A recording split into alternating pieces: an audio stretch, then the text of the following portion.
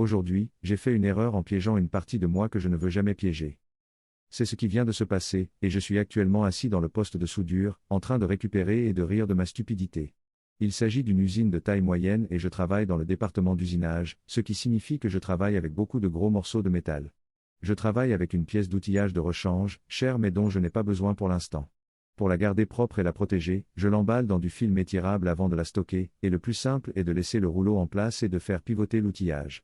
Ce morceau de métal mesure environ 50 cm sur 20 cm sur 5 cm, soit environ 30 kg, ce qui n'est pas énorme et me permet de le déplacer à la main, mais suffisamment pour qu'il soit lourd, avec de belles arêtes carrées et tranchantes. Je l'ai placé sur un banc métallique, parfaitement à hauteur de la taille, ce qui est idéal pour manipuler des objets lourds et la façon la plus simple de soulever un tel objet est d'utiliser son corps comme appui. Je le retourne donc pour l'enrouler et, alors que j'arrive à la fin, je le retourne vers moi et il tombe avec un bruit sourd. Directement sur le côté de mon pénis à travers mon pantalon bien sûr, qui était à la hauteur parfaite pour que, lorsque je me penchais en avant, il repose sur le plateau de la table, emprisonnant environ 5 mm sous lui. C'est alors que j'ai poussé un cri et que j'ai soulevé mon pénis dans la panique. Je vais bien maintenant, juste un peu endolori et je me moque de moi-même en pensant à la stupidité de tout cela et non, je n'irai pas voir la pauvre dame du bureau pour qu'elle inscrive cela dans le registre des accidents. Trop long. Je n'ai pas lu. J'ai laissé tomber un bloc d'acier de 30 kg sur ma bite, riez, abruti.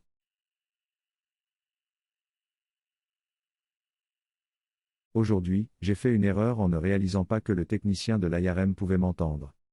Aujourd'hui, j'ai fait une erreur en ne réalisant pas que le technicien pouvait m'entendre. En février, j'ai commencé à avoir mal au bras, j'ai donc consulté un médecin qui m'a dit de le reposer. Il ne l'a toujours pas guéri et m'a donc programmé une IRM aujourd'hui. Je suis arrivé, je me suis installé et la technicienne m'a dit qu'elle formait une nouvelle fille. On m'a demandé de m'allonger à la manière de Superman et on m'a attaché le bras. Cela m'a fait très mal, mais je me suis dit que je pouvais souffrir un peu. Elle m'a ensuite mis un casque sur la tête et m'a demandé quel genre de musique je voulais. J'ai répondu que tout ce qui n'était pas de la musique country me convenait. Elle a allumé la musique et c'était de la country, alors je lui ai demandé de la changer et elle l'a fait pour les années 80. Elle m'a ensuite mis dans la machine et est partie. C'est alors que j'ai réalisé que les écouteurs étaient un peu trop serrés et la musique un peu trop calme. Vous savez, quand vous pouvez entendre la chanson, mais pas vraiment les paroles. Je me suis également rendu compte que je devenais claustrophobe. Je vis donc ma propre petite tranche d'enfer lorsque la chanson se termine et que la même chanson recommence. Et encore et encore. Blondie Heart of Glass sur une répétition infinie pendant 45 minutes. Je n'avais pas réalisé qu'il pouvait m'entendre dans l'autre pièce et quand je suis nerveuse et mal à l'aise, j'ai tendance à péter. Pas silencieux, mais bruyant, comme si je devais changer de pantalon. Je suis nerveux, j'ai mal et je suis torturé par une musique pas assez forte et par le bruit sourd de la machine. Au bout d'un moment, j'ai commencé à inventer des paroles pour accompagner la musique et dire à quel point j'avais des gaz et que j'étais mal à l'aise. De temps en temps, la technicienne me parlait à travers les écouteurs et me disait combien de temps il me restait à vivre. Sa voix semblait tendue, mais je me suis dit que c'était à cause de la mauvaise acoustique. Enfin, la torture est terminée, on me fait sortir et je leur dis que la musique a été répétée. Ils me disent alors qu'il y a un micro dans la machine et qu'ils n'entendent pas la musique, mais que la prochaine fois, il faudra prévenir quelqu'un. C'est à ce moment-là que je réalise que je suis en train de me déchaîner depuis 30 minutes et qu'ils entendent tout. Je n'ai jamais été aussi mortifié de ma vie. Trop long. Je n'ai pas lu. J'ai subi une torture auto et physique pendant 45 minutes et j'ai chanté à ce sujet parce que j'étais trop stupide pour réaliser qu'il y avait un microphone dans l'appareil d'IRM.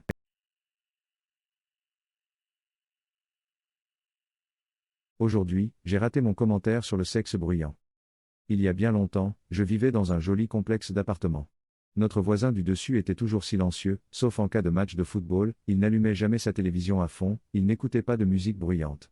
Nous avons découvert que c'était parce qu'il était très sourd. Puis il a déménagé. À sa place, il y avait maintenant un couple plus jeune, et bien qu'il y ait du bruit, c'était parfois un peu trop, mais il baissait immédiatement le son. Ils n'avaient pas l'habitude de vivre à côté d'autres personnes, mais ils étaient prévenants. Je dois avouer que j'ai envisagé un meurtre lorsque le mari a répété un fils d'enfant sur son ukulélé pendant 8 heures d'affilée. Et s'est trompé d'accord à chaque fois. Quoi qu'il en soit, ils avaient tendance à faire l'amour vocal. Surtout elle. Bien sûr, cela a abouti à une grossesse, et bien qu'un peu encombrés par un ventre qui ne cesse de grossir, leurs ébats n'ont pas ralenti.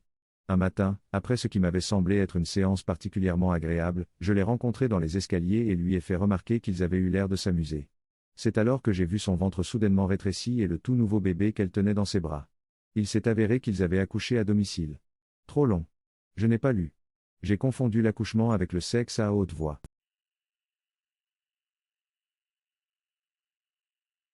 Aujourd'hui, j'ai fait une bêtise en faisant tourner le moteur de la Kia Soul de ma copine. J'attendais de tourner à droite. Il y avait deux dames sur le trottoir, juste à côté de moi, et l'une d'elles a ouvert un nouveau paquet de cigarettes et a jeté l'emballage plastique par terre, alors j'ai essayé de baisser la vitre du côté passager avec l'intention de la traiter d'ordure, et de lui dire de ramasser ses déchets, mais au lieu de cela, j'ai baissé la vitre arrière, puis le feu a changé, et je n'ai pas passé la première vitesse correctement, alors j'ai fait tourner mon petit moteur super fort. Ils m'ont regardé, je les ai regardés, puis j'ai recommencé par accident, plus fort. Ils ont dit quelque chose, je ne sais pas quoi, j'ai enclenché la première vitesse et je suis parti, penaud. Je pense qu'ils pensaient que j'essayais de les impressionner ou de les draguer en faisant tourner un moteur 4 cylindres dans une toute petite voiture avec un bébé à bord dans la fenêtre, alors que tout ce que je voulais, c'était leur faire comprendre qu'ils étaient essentiellement des déchets humains. Je suis mort un peu à l'intérieur. Trop long. Je ne l'ai pas lu.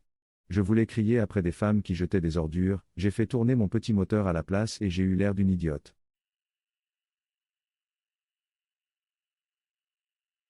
Aujourd'hui, j'ai fait une erreur, je suis arrivé troisième dans une compétition à deux.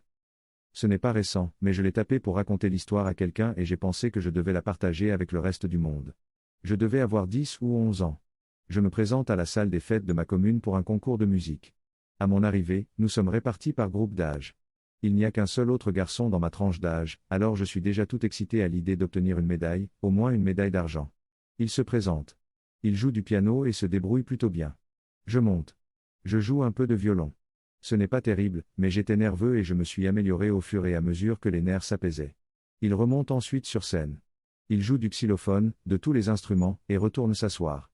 Il obtient la première place et la deuxième place. Je n'ai plus que la troisième place.